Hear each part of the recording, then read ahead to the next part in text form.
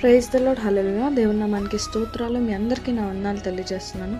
ఈ దినం కొరకు దేవుడు సిద్ధపరిచినటువంటి మాటలు, ప్రియ సహోదరి సహోదరుడా, ఈ దినము దేవుని నమ్ముకున్నటువంటి నీవు నీ యొక్క లైఫ్లో దేవుని యొక్క ఆశీర్వాదాన్ని చూడలేకపోతున్నావు కదా. దేవుడు నమ్ముకున్నాను, దేవుడు నన్ను బ్లెస్ చేస్తారు, నేను ఎన్నోసార్లు ప్రార్థన చేస్తున్నాను, దేవ నాకు అద్దాయిచే అని చెప్పి ప్రార్థన చేస్తున్నాను, కానీ దేవుడు నా యొక్క ప్రార్థనలు అంగీకరించట్లేదు. నన్ను బ్లెస్ చేయమని అడుగుతున్నాను, నాకు ఎక్కడికెక్కడ నేను నష్టమనే చూస్తున్నాను, దేవుడు నా ప్రార్థన వింటున్నాడా అని చెప్పి అనుకునేటువంటి నీతో దేవుడు దినం నీతో మాట్లాడుతున్నారు. ద్వితీయోపదేశ కాండం 28వ అధ్యాయం మనం చూసుకున్నట్లయితే, నీవు నీ దేవుడైన యెహోవా మాట శ్రద్ధగా విని నేడు నేను నీకు ఆజ్ఞాపించి ఉన్న ఆయన ఆజ్ఞలన్నిటినీ అనుసరించి నడుచుకునే ఎడల నీ దేవుడైన యెహోవా భూమి మీద ఉన్న సమస్త జనముల కంటే నేను హెచ్చించును. నీవు నీ దేవుడైన యెహోవా మాట వినిన ఎడల ఈ దీవెనలన్నీ నీ మీదకు వచ్చి నీకు ప్రాప్తించును. నీ పట్టణములో దీవించబడదువు, పొలములో దీవించబడదువు, నీ గర్భఫలము, నీ భూఫలము, నీ పశువుల మందలు, నీ దుక్కి దెట్టలు, నీ గొర్రె మేకల మందలు దీవింపబడును. నీ గంపల పిండి పిసుకు, నీ తొట్టియు దీవింపబడను. నీవు లోపలికి వచ్చినప్పుడు దీవింపబడదువు, వెలుపలికి వెళ్ళినప్పుడు దీవింపబడదువు. నీ మీద పడు నీ శత్రువులను యెహోవా నీ ఎదుట హతమగనట్లు చేయును. వారొక త్రోవను నీ మీదకి బయలుదేరి వచ్చి 7 త్రోవలు నీ ఎదుట నుండి పారిపోవుదురు. నీ కోట్లలోని నీవు చేయు ప్రయత్నములన్నిటిలోనూ నీకు దీవెన కలుగునట్లు యెహోవా ఆజ్ఞాపించును. నీ దేవుడైన యెహోవా నీకు ఇచ్చినట్లు దేశములో ఆయన నిన్ను ఆశీర్వదించును.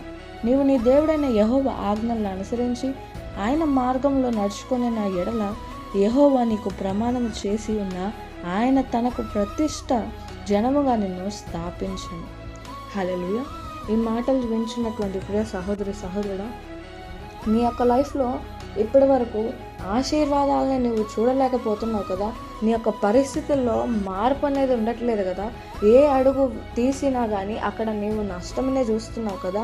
ఇది మంచిది అని ఎంచి నీ యొక్క చిత్తానుసారంగా నీవు నడుచుకుంటూ నీవు మంచి జరగట్లేదని చెప్పి అనుకుంటున్నటువంటి నీతో దేవుడు మాట్లాడుతున్నారు.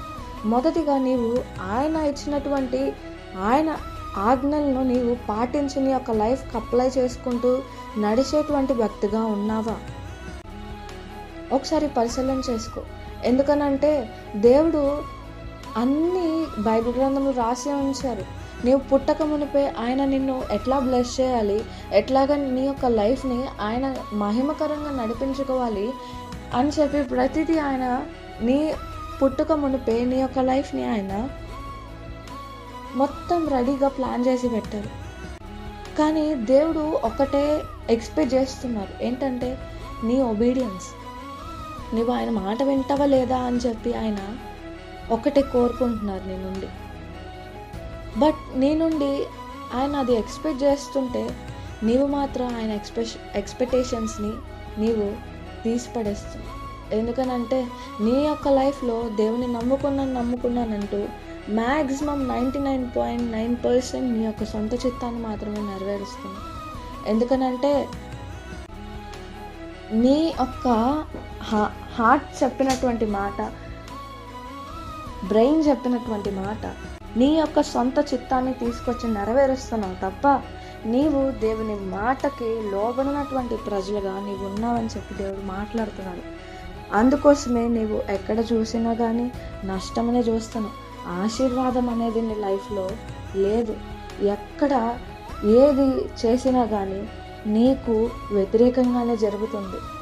నువ్వు మంచి చేసినా కానీ అది నీకు చెడుగానే తిరిగి వస్తుంది. ఎందుకు? రీజన్ ఏంటి అని చెప్పంటే, నువ్వు ప్రార్థన చేస్తున్నావు, చర్చికి వెళ్తున్నావు, అది సరిపోద్దా? లేదు, కాదు.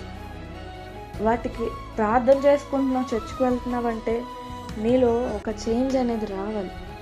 చేంజ్ అనేది రాకుండా నీవు యథావిధిగా నువ్వు పాత జీవితంలో ఎట్లాగా నీ యొక్క సొంత చిత్తంతో ఎట్లా నడిపించుకున్నావు అట్లానే చర్చికి వెళ్తూ ప్రార్థన చేసుకుంటూ అట్లానే ఉండి దేవుడు నేను బ్లెస్ చేయట్లేదు, దేవుడి యొక్క సహాయం నీకు రావట్లేదు అంటే ఎవరి మిస్టేక్? నీ మిస్టేకే అని చెప్పి దేవుడు మాట్లాడుతున్నాడు. నీ యొక్క సొంత క్రియలను బట్టే నీవు ఆశీర్వాదాన్ని పొందుకోలేకపోతున్నావు. నీ యొక్క సొంత చిత్తానుసారంగా నేను నడిపించుకోవడం వల్లే నీవు దేవుని యొక్క హస్తం నీకు తోడుగా రావడం నువ్వు చూడట్లేదు. దేవుడు ఈ దినం మరలా నీకు జ్ఞాపకం చేస్తున్నారు. నీవు నీ యొక్క లైఫ్ శపించబడినటువంటి జీవితంగా ఎందుకు ఉంది అంటే, నీవు ఆయన మాటకి ఒబే చేయనటువంటి వ్యక్తిగా నీవు ఉన్నావు. బైబిల్ గ్రంథంలో మనము చూసుకున్నట్లయితే దేవుని మాటకు విధేయత చూపించిన ప్రతి ఒక్క వ్యక్తిని ఆయన ఎంతగా హెచ్చించారో మనం చూస్తాం. అబ్రహాము దేవుని యొక్క మాటకు విధేయత చూపించినప్పుడు ఆయన ఫాదర్ ఆఫ్ ద నేషన్గా ఆయన్ని చేశారు. మోషే ఆయన మాటకు, దేవుని యొక్క మాటకు లోబడినప్పుడు ఆయన్ని ప్రాఫిట్స్లో హై ప్రాఫిట్గా మోషేని ఉంచారు. అదే రీతిగా ఇంకా మనం చూసుకున్నట్లయితే యోబు ఉన్నాడు.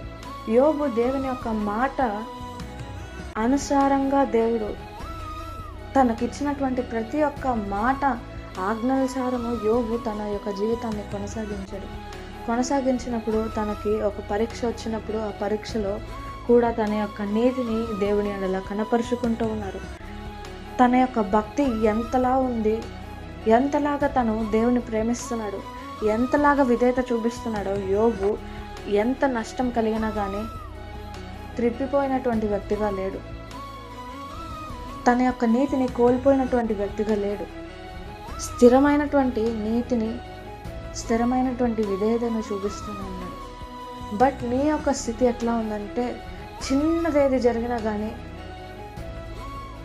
ఇది దేవుడు నన్ను బ్లెస్ చేయట్లేదు, దేవుడికి నా మీద కోపంగా ఉంది, దేవుడు నా జీవితంలో ఏం కార్యం చేయట్లేదు అని చెప్పి నీవు అనుకుంటున్నావు కదా. అందుకోసమే దేవుడి దినం నీతో మాట్లాడుతున్నాడు. ఈ యొక్క 28వ అధ్యాయంలో దేవుడు ఈ పలికినటువంటి ప్రతి ఒక్క వాగ్దానము, ప్రతి ఒక్క ఆశీర్వాదం నువ్వు పొందుకోవాలనంటే, ఈ యొక్క అధ్యాయంలో నీ లైఫ్కి కావాల్సిన ప్రతి ఒక్క ఆశీర్వాదం ఆయన నీకోసం ముందుగానే ఎన్నో సంవత్సరాల క్రితం ఆయన నీకోసం రచించింది. అప్పుడు ఉన్నటువంటి వారికి తెలుసా, దేవుని యొక్క మాట వింటే ఈ మంచి జరుగుతుంది, దేవుని యొక్క మాట వినకపోతే ఈ యొక్క కాన్సిక్వెన్సెస్ మనం చూస్తామని చెప్పి వారికి తెలుసా? లేదు. బట్ వారు దేవుని యొక్క మాటకు ఎస్ అంటే ఎస్, నో అంటే నో అన్నట్టు ఉన్నారు. ఈ దినం దేవుడు నీ కళ్ళ ముందు కాన్సిక్వెన్సెస్ ఏంటి, బ్లెస్సింగ్స్ ఏంటి అని చెప్పి నీ కళ్ళ ముందు ఎన్ని పెట్టినా కానీ నీవు వాటిని నీ యొక్క సొంత చిత్తాలు నెరవేర్చుకోవడానికి పక్కన పెట్టేసేటువంటి వ్యక్తిగా ఉంటున్నావు. అందుకోసమే నీ యొక్క లైఫ్లో ఏ యొక్క ఫలం అనేది లేకుండా ఉంది. నీ లైఫ్లో ఏ బ్లెస్సింగ్ లేదు. ఈ దినం నుండైనా కానీ నీ యొక్క లైఫ్ని మార్చుకోవాలనుకునేటువంటి వ్యక్తిగా ఉన్నట్లయితే నీవు ఆయన మాటకి, ఆయన ఆజ్ఞలకు లోబడినప్పుడు ఖచ్చితంగా నీవు అడగక మునిపే, నువ్వు పుట్టక మునిపే అన్నీ నీ కోసం ప్లాన్ చేసినటువంటి దేవుడు, నీవు ఆయనకు నచ్చినట్టు, ఆయన నిన్ను సృష్టించినటువంటి తండ్రి, ఆయన లేకపోతే, ఆయన నేను సృష్టించకపోతే నువ్వు ఈ భూమి మీదే ఉండేవాడివి కాదు. ఆయనకి కృతజ్ఞత కలిగి నీవు ఆయన ఎడల కలిగినటువంటి ప్రేమను, విధేయతను, రెస్పెక్ట్ని నీవు ఆయన పట్ల కనపరుస్తుంది. అప్పుడు నీవు ఎక్కడ ఉన్నా కానీ, అగ్నిలో ఉన్నా కానీ ఆయన నీకు కావలిగా ఉంటాడు. శత్రువులు నిన్ను చుట్టూ ఉన్నా కానీ నీకు క్షేమాన్ని దయచేస్తాడని చెప్పి దేవుడు మాట్లాడుతున్నారు. ఎప్పటి నుండి కూడా కాదు, ఈ దినం నుండే నీవు ఆయన ఆజ్ఞలను అనుసరిస్తాను అని చెప్పి నీవు ప్రార్థన చేసుకో. దేవా, నేను ఈ దినం నుండి నీ యొక్క మాటలను గైకొనకే నేను నా యొక్క లైఫ్ని ఇట్లాగా మార్చుకున్నానయ్యా. నీ యొక్క మాటను ఈ దినం నుండి, ఈ క్షణం నుండి నేను వింటానయ్యా. విని నేను నీకు నచ్చినటువంటి, నీకు తగినటువంటి కుమారుడుగా నేను జీవిస్తానయ్యా అని చెప్పి నువ్వు ప్రార్థన చేసి అట్టి రీతిగా జీవించగలిగినట్లయితే దేవుడు నీవు అడగక మునిపే ఎన్ని ఆశీర్వాదాలు ఉంచారు కదా. నువ్వు అడిగితే అప్పుడు ఏదైనా కాదంటారా అని చెప్పి దేవుడు మాట్లాడుతున్నారు. ఈ దినం నుండి అయినా కానీ ఆయనకు ఆజ్ఞలను అనుసరించి జీవించేటువంటి వ్యక్తిగా ఉండాలని కోరుకుంటూ అట్టి కృప దేవుడు మీకు దయచేయను గాక. ఆమేన్.